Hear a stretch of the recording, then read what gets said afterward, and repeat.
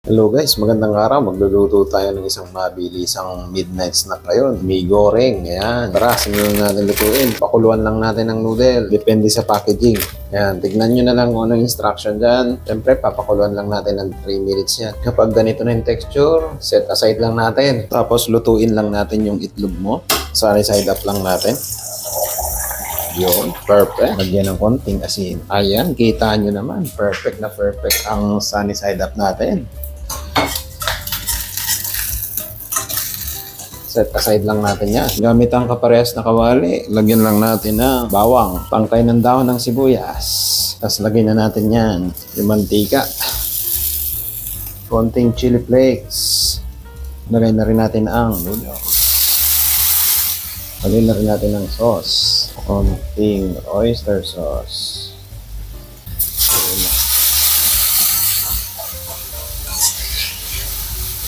Tapos lagay natin yung powder. Yan.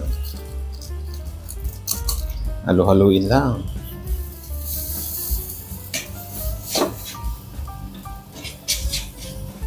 Iyon. Siyempre, lagay lang natin ang ating sunny side up chili. Kung hindi ka hardcore, huwag mo nang lagyan ng chili. Kasi may chili flakes na yun eh. Tapos, spring onion. Sarap ang maraming spring onion eh. Yan. Lemon, pipigahan natin yan. Para may acid konti. At syempre, tikiman time. Tignan natin yung itlog muna. Ayun, no? Diba? Basang-basa. Tama-tama yan sa lapot yan, no? Sarap. Hirap talaga pag nagutom ka ng madaling araw o yan o midnight snack talaga. Isang subo sa'yo.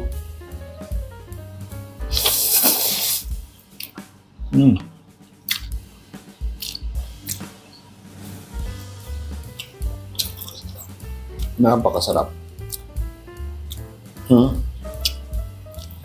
Sana matry mo. You know? Look at that. At kung hindi ka pa nakaka-subscribe sa channel ko, ma-follow naman, especially sa YouTube, TikTok, Instagram, Facebook.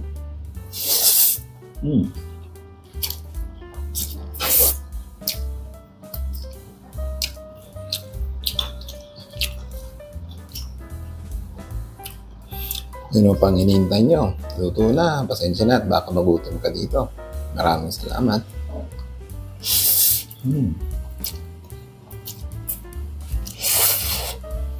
Stop.